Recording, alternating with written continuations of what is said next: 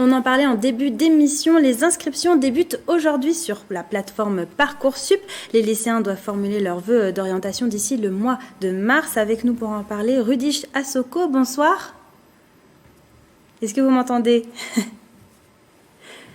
Vous êtes commercial plurimédia pour le magazine L'Étudiant. Avec nous également Séverine Delaverne. Bonsoir. Bonsoir. Alors, vous êtes la directrice de l'école d'ingénieurs ESEO basée à Vélizy-Villacoublay. Nous sommes aussi avec Marie-Emma Boursier. Bonsoir. Bonsoir. Vous êtes aussi connectée à distance avec nous. Vous êtes vice-présidente de la commission formation et vie universitaire pour l'université de Versailles-Saint-Quentin en Yvelines. Alors, première question plutôt pour Rudish Assoko. Sur Parcoursup, un nouveau moteur de recherche plus intuitif a été mis en place cette année pour faciliter l'information et que ce soit plus clair pour les étudiants. Est-ce que vous pouvez nous expliquer comment ça fonctionne ? C'est à moi que vous avez posé la question, Oui. c'est ça? Alors, pour Parcoursup, pour le coup, donc la phase d'inscription commence aujourd'hui. Donc, les étudiants vont pouvoir faire 10 choix. D'abord 10 choix de formation initiale et ensuite et aussi 10 choix de formation d'alternance. Donc, pour l'instant, il n'y a pas de hiérarchisation réellement de leur choix. C'est d'abord un peu, ils doivent choisir un peu ce qui leur plaît et ce qu'ils veulent. Et donc, pour les aider, on a le salon qui aura lieu ce week-end au Vélodrome pour les guider dans leur choix d'orientation pour le coup. Et donc, il y a eu plusieurs formations qui ont été ajoutées. C'est une nouveauté cette année. Est-ce que vous pouvez nous en dire un peu plus? Quelles sont ces formations nouvelles sur la plateforme? Alors, pour le coup, les formations en elles-mêmes nouvelles, je n'en ai pas le nom, mais il y a 20 000 formations en tout sur Parcoursup, en tout et pour tout. Et chaque formation est bien documentée. Donc, chaque école qui sont présentes sur Parcoursup documente. Donc, pour le coup, je pourrais pas vous donner le nom des formations, mais vous avez un gros panel de formations sur Parcoursup. Alors, comment est-ce que ça fonctionne? On rentre une formation, mais il me semble que sur un vœu, on peut le catégoriser, le déplier en plusieurs vœux. Alors, je vous avoue que je n'ai pas je n'ai pas toutes ces informations clairement par Parcoursup et la procédure, mais par exemple sur le salon de Saint-Quentin-en-Yvelines ce week-end, on a une formation qui sera présentée par l'Académie de Versailles qui explique la procédure en détail et vous pourrez avoir du coup ces informations sur ce salon ce week-end. Séverine Delaverne, peut-être que vous avez des informations. Juste préciser qu'effectivement, il y a 10 vœux et il y a 20 sous-vœux. Et en fonction de la catégorie des vœux, il y a des universités ou des écoles qui sont regroupées, notamment les écoles d'ingénieurs sont regroupées. Et donc, souvent, le sous-vœu correspond à un sous-vœu et pas à plusieurs sous-vœux. Voilà. Donc, c'est un petit peu technique, mais il y a au moins 10 vœux et 20 sous-vœux à sélectionner, en fait. Voilà. Et donc, vous le disiez à l'instant, Rudish Assoko, il va y avoir le salon de l'étudiant. Ce sera ce samedi 21 janvier. Comment est-ce qu'on peut se préparer pour aller à ce salon? Est-ce qu'il y a des choses à préparer en amont? Alors, première chose, le salon est totalement gratuit. Donc, on a une plateforme hybride, donc une plateforme en ligne. Le salon en ligne, il faut passer par cette plateforme-là pour s'inscrire. Et donc, cette année, nous avons mis en place en fait cette plateforme afin d'aider les visiteurs à préparer leur parcours et donc leur choix d'orientation. Donc, quand ils arrivent sur la plateforme, ils ont la liste des exposants, la liste de nos conférences, et donc ils peuvent déjà contacter certains des exposants et les ajouter à leur parcours de visite pour qu'en arrivant sur le salon, aller les rencontrer directement et avoir toutes les informations en fait en amont. Et donc cette plateforme, elle est ouverte 15 jours avant. Elle était déjà ouverte depuis début janvier et elle fermera 3 jours après le salon, donc le 24 janvier. Donc, pendant toute cette partie-là, les visiteurs peuvent échanger avec les exposants. Marie-Emma Boursier, l'université de Versailles-Saint-Quentin-en-Yvelines sera présente au salon de l'étudiant? Oui, nous sommes un acteur majeur, le seul acteur public universitaire de ce secteur, de ce territoire. Donc, nous sommes évidemment présents avec une offre de formation très large, puisque nous sommes une université pluridisciplinaire avec des composantes qui vont des sciences dures dans le domaine social, management, etc. Donc, on est traditionnellement présent sur ces salons. Vous aussi, Séverine Delaverne, vous serez présente au salon. Tout à fait. Pourquoi c'est important pour les écoles, les universités d'être présents au salon de l'étudiant? Alors c'est d'abord d'aller à la rencontre des potentiels candidats et de les renseigner surtout par rapport à leur parcours, leur choix de parcours. Voilà, c'est important pour eux d'avoir le bon niveau d'information pour saisir justement dans Parcoursup la formation qui leur correspond le mieux. Parce qu'un jeune qui va sur une formation qu'il ne connaît pas ou qui lui plaît pas forcément, réussira pas forcément alors qu'il a un bon niveau. Donc le choix de la formation est crucial en fait. Comment est-ce que vous les aidez à choisir leur formation, à les aiguiller?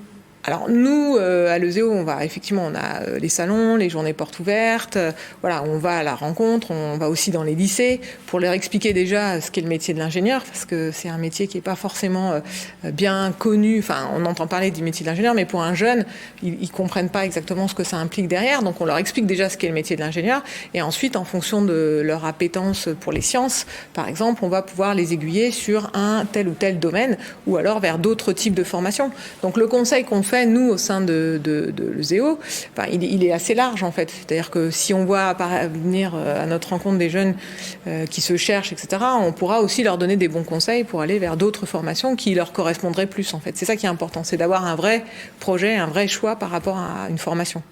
Et alors, durant le salon de l'étudiant, il y aura aussi des conférences. Rudish Assoko, c'est aussi un moyen pour aider les étudiants à trouver leur voie? Oui, en effet, les conférences, elles sont faites pour ça. C'est un peu l'objectif aussi de ce salon, c'est de pouvoir en fait mettre toutes les informations à disposition des étudiants et des étudiants pour qu'ils puissent faire leur bon choix. Donc, comme je vous disais juste avant, on a l'Académie de Versailles qui fera une conférence sur Parcoursup. Nous, on a aussi l'université qui fera une conférence. Et de même, on a notre rédaction qui aussi qui fait des conférences. Donc, en tout cas, sur leurs interrogations liées à Parcoursup et sur le panel de formation qu'ils peuvent avoir dans la localité, dans tout ce qui est local à Saint-Quentin-en-Yvelines, ils auront les informations sur le salon et via les conférences. Et alors, on l'a compris, il y aura une conférence sur Parcoursup pour expliquer comment fonctionne la plateforme. Quels seront les autres thèmes des conférences ? Alors, on a donc l'université qui va un peu parler de comment entrer à l'université.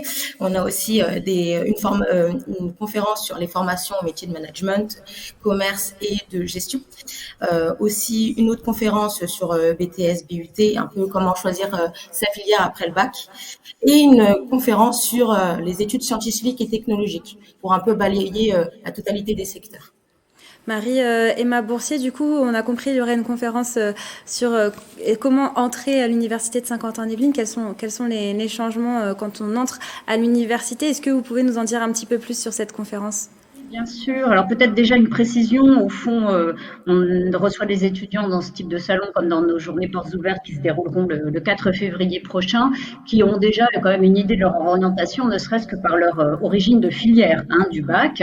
Et je crois que ce qu'on peut leur apporter dans ce genre de rencontre, c'est de valider ou d'invalider ou précisément de les alerter sur les points faibles et les points forts qu'aurait leur profil et pour optimiser les chances d'avoir la formation qu'ils souhaitent sur Parcoursup parce qu'il y a un enjeu pour eux, parce qu'il y a un nombre de velléités et puis surtout après pour qu'ils leur profil soit en adéquation avec les attendus que vous trouvez sur Parcoursup. L'université, dans les dizaines de licences qu'elle propose, indique pour chacune des licences, chacune des disciplines, l'ensemble des attendus 10 prérequis qui permettent déjà à l'étudiant de se situer. Parfois, comme en droit, la faculté de droit de Versailles, il y a même, proposons des tests de positionnement, c'est-à-dire c'est un test absolument fait par l'étudiant sur la base du volontariat qui lui permet d'avoir une petite idée de l'adéquation de son profil avec les études qu'il souhaite embrasser. Et je crois que l'objet de la conférence de samedi au salon de l'étudiant, c'est de présenter la spécificité de l'université. L'université, sa spécificité, c'est qu'elle assure avec les enseignants-chercheurs une double mission, une mission d'enseignement, mais une mission d'enseignement qui est appuyée sur sa mission fondamentale, sa seconde mission fondamentale, qui est une mission de recherche. Et c'est tout ce que l'on peut apporter à nos étudiants, de nourrir les enseignements qui leur sont délivrés par la recherche. Alors avec un contexte qui est un contexte très très différent de ce qu'ils ont connu au lycée, et ça fait partie des questions que l'on a très très couramment lorsqu'on se déplace dans les lycées et où on est au contact des bacheliers, futurs bacheliers dans ces salons, beaucoup d'interrogations sur les modalités des cours, entre les cours magistraux, les travaux dirigés, la vie étudiante. Donc c'est un changement, mais qui est aussi une étape évidemment dans la vie d'étudiant. Je crois que le présupposé de la réussite étant un choix en adéquation avec les capacités et le souhait évidemment des étudiants.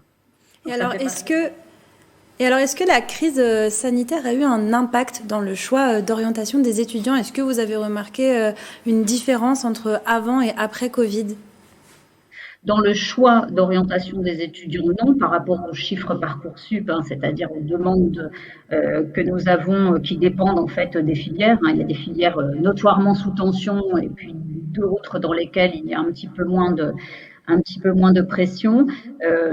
Lié à la crise du Covid, on a vu les résultats en revanche sur l'implication et les difficultés des étudiants qui ont commencé leurs études et leur entrée dans l'enseignement supérieur l'année du Covid. Ça a été très délétère pour eux, puisque il y avait la difficulté de l'approche à distance, pour laquelle nous étions dans une position assez difficile, et puis l'absence de vie étudiante, parce que tout l'agrément, c'est aussi ça, et il y a les contraintes de l'autonomie, et puis son agrément aussi autour d'une vie de campus qui, à l'Université de Versailles Saint-Quentin-en-Yvelines Paris-Saclay, est particulièrement développée avec une vie associative étudiante très riche et de beaux campus dans lesquels nos étudiants peuvent aussi s'épanouir.